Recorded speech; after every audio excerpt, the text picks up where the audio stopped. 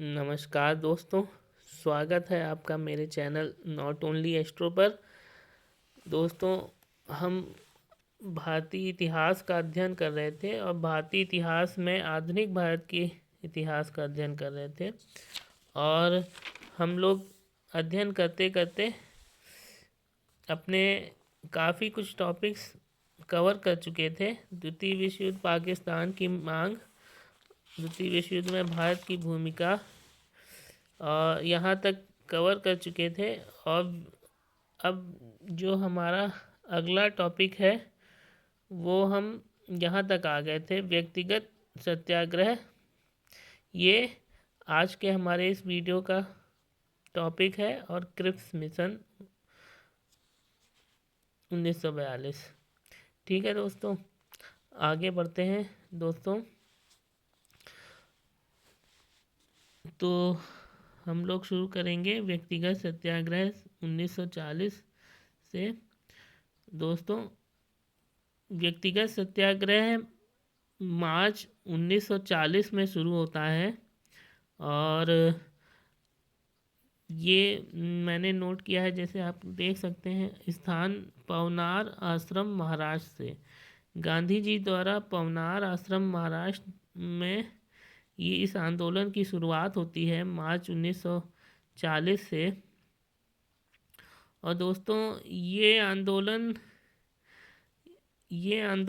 एक तरह से विरोध स्वरूप शुरू हुआ था, जो ब्रिटिश सरकार की जो एक नीति थी कि उसने भारतीय राष्ट्रवादी नेताओं के बिना परामर्श के भारतीय सेना को युद्ध में, द्वितीय विश्व युद्ध में झोंक दिया। तो उसके विरोध के परिणाम स्वरूप इस आंदोलन की शुरुआत होती है। ठीक है दोस्तों, तो व्यक्तिगत सत्याग्रह में हम देखेंगे पहले अगस्त प्रस्ताव।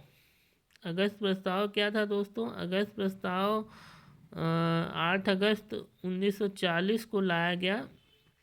इसमें यही कहा गया था कि जो है भारतीय नेता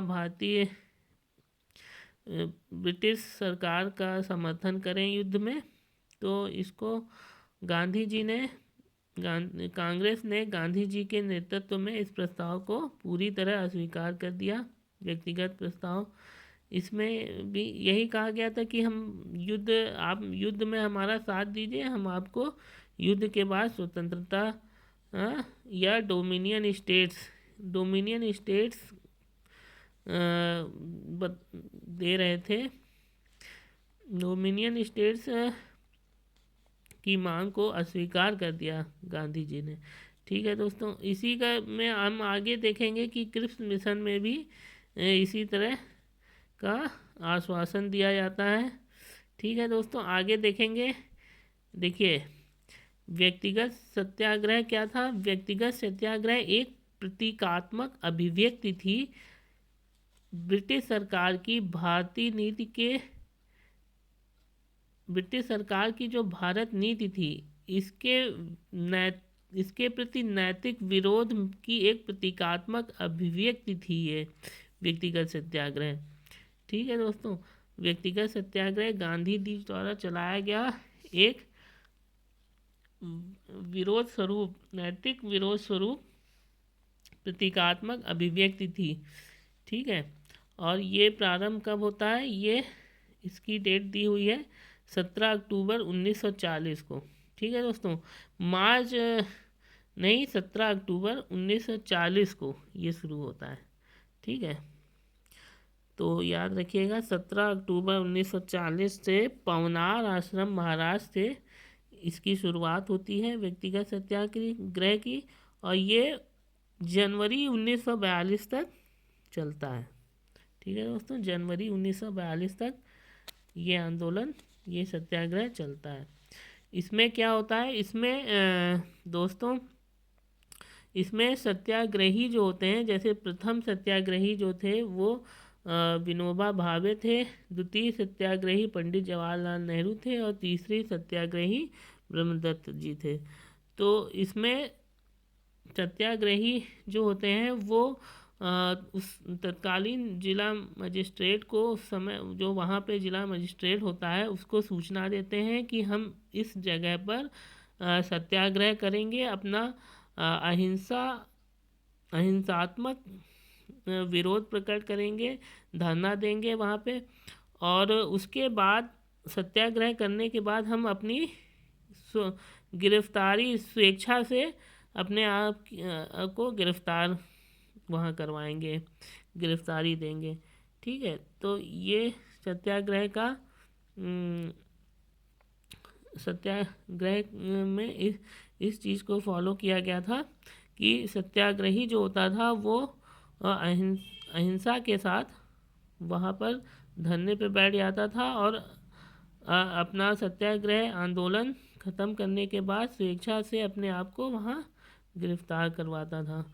और जहाँ जिस स्थान पर ये आंदोलन करना है उसकी सूचना पहले से जिला मजिस्ट्रेट को दे देता था।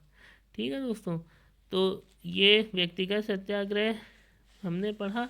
इसके बाद हम आगे बढ़ते हैं। Cripps mission 1942। ये दोस्तों ये मिशन आया था मार्च 1942 में। ठीक है, इसमें भी प्रावधान उसी तरह से थे जैसे मैंने आपको अगस्त प्रस्ताव बताया था, उसी तरह से इसमें भी कहा गया था कि जो है अगर भारतीय राष्ट्रवादी नेता भारतीयों को युद्ध में साथ देने के लिए राजी कर लेते हैं, युद्ध में हमारे द्वितीय विश्व युद्ध में हमारा साथ देते हैं, तो हम युद्ध के बाद क्या करेंगे, उनको डोमिनियन स्टेट्स का दर्जा दे देंगे। ठीक है, तो हम इसको क्रमबद्ध रूप से पढ़ते हैं। देखिए दोस्तों, इसमें जो अध्यक्ष बनकर आए थे वो थे सर स्टैफोर्ड क्रिप्स। ये जो लेबर पार्टी थी वहाँ ब्रिटेन में उसके सदस्य थे, और जो विंस्टन चर्चिल थे उनकी कार्यकारी परिषद के भी सदस्य थे। ठीक है दोस्तों, तो सर स्टैफोर्ड क्रिप्स आते हैं मार्च 1942 में और ये प्रस्ताव रखते हैं कि संविधान निर्मात्री परिषद में भारतीय राज्यों का प्रतिनिधित्व होगा। मतलब ये कहते हैं कि हम एक संविधान निर्मात्री परिषद का गठन करेंगे जो भारत के लिए संविधान का निर्माण करेगी, और उसमें भारतीय राज्यों का प्रतिनिधित्व होगा। मतलब भारतीय राज्यों से चुने हुए प्रतिनिधि जो आएंगे वो उस संविधान का निर्माण करेंगे। ठीक है, और संविधान निर्मात्री परिषद के गठन का उल्लेख इसमें मिलता है। ठीक है, वही चीज़ है दोस्तों। आगे बढ़ते हैं। वायसराय की नई कार्यकारी परिषद में भारतीय जनता के प्रमुख वर्गों के प्रतिनिधि शामिल। मतलब देखिए, इसमें जो वायसराय थे, तत्कालीन वायसराय लॉर्ड लिनलिथगो थे। ठीक है, याद रखिएगा, क्रिप्स मिशन के समय भारत के वायसराय कौन थे, लॉर्ड लिनलिथगो। ठीक है दोस्तों, इसमें वायसराय की जो नई कार्यकारी परिषद थी उसमें ये कहा गया कि भारतीय जनता के जो प्रमुख वर्ग हैं, अल्पसंख्यक वर्ग हैं और जो भी वर्ग हैं उनके प्रतिनिधि शामिल होंगे। ठीक है, और युद्ध के बाद उनको डोमिनियन स्टेट्स का दर्जा दे दिया जाएगा, भारत को डोमिनियन राज्य घोषित कर दिया जाएगा। ठीक है, तो आगे बढ़ते हैं। इसी क्रिप्स मिशन को महात्मा गांधी जी ने उत्तर तिथि चेक कहा था। उत्तर तिथि चेक मतलब post dated cheque. Post dated cheque क्या होता है दोस्तों? पोस्ट डेटेड चेक मतलब जिसकी डेट निकल चुकी हो, डेट निकल चुकी हो और उसको बैंक में ना लगाया जा सकता हो। अब जो डेट जिसकी निकल चुकी है उसको बैंक में लगाएंगे तो क्या होगा, वो बाउंस हो जाएगा। ठीक है, तो इसको पोस्ट डेटेड चेक कहा महात्मा गांधी जी ने। एक असफल बैंक का पोस्ट डेटेड चेक बोला था। ठीक है, महात्मा गांधी ने क्रिप्स मिशन को। ठीक है, आगे देखेंगे क्रिप्स मिशन के साथ कांग्रेस के आधिकारिक वार्ताकार कौन कौन थे। क्रिप्स मिशन के साथ कांग्रेस के वो आधिकारिक वार्ताकार कौन थे जिन्होंने क्रिप्स मिशन के साथ वार्ता करी थी।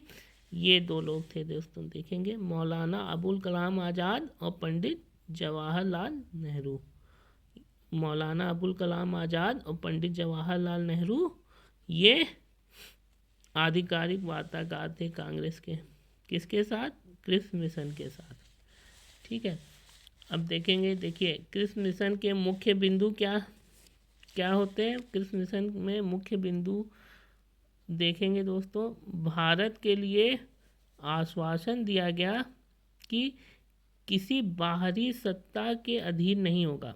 भारत क्या होगा, किसी जब हम आज़ादी देंगे तो भारत किसी बाहरी सत्ता के अधीन नहीं होगा। ये बोला क्रिप्स मिशन में कि भारत किसी और को नहीं सौंपा जाएगा, किसी बाहरी कंपनी को या किसी बाहरी देश को नहीं सौंपा जाएगा। संविधान के पक्ष में क्या मुख्य बिंदु थे दोस्तों, देखेंगे निर्मित करने का अधिकार, संविधान निर्मित करने का अधिकार भारतीयों को दिया जाएगा। ये कहा गया कि संविधान निर्मित करने का अधिकार भारतीयों को दिया जाएगा। और युद्ध के बाद एक संविधान निर्मात्री परिषद का गठन होगा। और संविधान निर्मित करने के लिए क्या करेंगे दोस्तों, युद्ध के बाद मतलब जो द्वितीय विश्व युद्ध चल रहा था उस समय 1939 से 1945 तक चलता है, तो उसी बीच में ये 1942 में क्रिप्स मिशन आता है। तो इस मिशन के अंतर्गत ये कहा जाता है कि युद्ध के बाद, द्वितीय विश्व युद्ध के बाद की समाप्ति के बाद एक संविधान निर्मात्री परिषद का गठन होगा जो संविधान का निर्माण करेगी और भारतीय संविधान का निर्माण करेगी। और उस संविधान निर्मात्री परिषद में कौन कौन शामिल होगा दोस्तों, देखेंगे ब्रिटिश भारत के प्रांतों के निर्वाचित सदस्य। मतलब ब्रिटिश भारत जो गुलाम भारत था उस समय ब्रिटिश का, वो उसके प्रांतों के निर्वाचित सदस्य, मतलब जो जितने भी प्रांत थे उनसे जो सदस्य निर्वाचित होकर आते थे वो शामिल होंगे। और देसी रजवाड़ों के नामांकित प्रतिनिधि शामिल होंगे। और जो देसी रियासतें थीं उनके नामांकित प्रतिनिधि भी इसमें शामिल होंगे। इस संविधान निर्मात्री सभा में जो संविधान का गठन करेगी उस परिषद में ये दो सदस्य शामिल होंगे, ब्रिटिश भारत के प्रांतों के निर्वाचित सदस्य और देशी रियासतों के नामांकित प्रतिनिधि। ठीक है दोस्तों, आगे बढ़ते हैं। देखिए ये हमारा क्रिप्स मिशन यहाँ पर ख़त्म होता है। क्रिप्स मिशन को कांग्रेस ने अस्वीकार कर दिया और मुस्लिम लीग ने पहले स्वीकार करने की मंशा जताई थी, लेकिन जब उन्होंने देखा कि क्रिप्स मिशन में मुस्लिमों के हितों के बारे में तो बात करी गई है, लेकिन जो मुस्लिम लीग की एक प्रमुख मांग थी एक नए अलग मुस्लिम राष्ट्र की, पाकिस्तान की मांग थी, उसके बारे में कोई बात नहीं करी गई है क्रिप्स मिशन में। ये जब मुस्लिम लीग ने देखा कि पाकिस्तान की मांग के बारे में कोई इसमें उल्लेख नहीं है, तो मुस्लिम लीग ने भी इसे अस्वीकार कर दिया। ठीक है दोस्तों, देखिए यहाँ पर कुछ मुख्य बिंदु और दिए गए हैं, वो भी देख लेते हैं। महात्मा गांधी ने सर्वोदय शब्द का सर्वप्रथम प्रयोग किया। ठीक है, सर्वोदय शब्द का सर्वप्रथम प्रयोग किसने किया, क्वेश्चन आ सकता है, तो उत्तर क्या होगा, महात्मा गांधी। और सर्वोदय का अर्थ क्या होता है, सर्वोदय का अर्थ होता है सार्वभौमिक प्रगति या सभी का उत्थान, सभी लोगों का उत्थान, सभी लोगों की प्रगति, यही सर्वोदय का अर्थ है। और इस शब्द का प्रयोग सर्वप्रथम किसने किया, महात्मा गांधी ने। ठीक है, आगे देखेंगे दोस्तों विनोबा भावे। विनोबा भावे जी ने सर्वोदय समाज की स्थापना करी। सर्वोदय आंदोलन के प्रणेता थे। ठीक है, विनोबा भावे। और ये आंदोलन इन्होंने 15 मार्च 1948 को शुरू किया था। मतलब सर्वोदय समाज की स्थापना 15 मार्च 1948 को करी। और इस समाज में गांधी जी के आदर्शों के प्रचार के लिए इन्होंने सर्वोदय समाज की स्थापना करी थी। गांधी जी के आदर्शों या गांधी जी के सिद्धांतों के प्रचार प्रसार के लिए इन्होंने सर्वोदय समाज की स्थापना करी 15 मार्च 1948 को। आचार्य विनोबा भावे। ठीक है दोस्तों, तो ये हमारे आज के टॉपिक्स थे, व्यक्तिगत सत्याग्रह और क्रिप्स मिशन। ठीक है, अपने अगले वीडियो में दोस्तों मैं आपके लिए लेकर आऊँगा भारत छोड़ो आंदोलन। और भारत छोड़ो आंदोलन के बारे में पूरा आंदोलन का प्रारंभ, प्रगति और पूरा डिटेल। ठीक है दोस्तों, तब तक के लिए मुझे इजाज़त दीजिए। बहुत बहुत धन्यवाद दोस्तों, नमस्कार।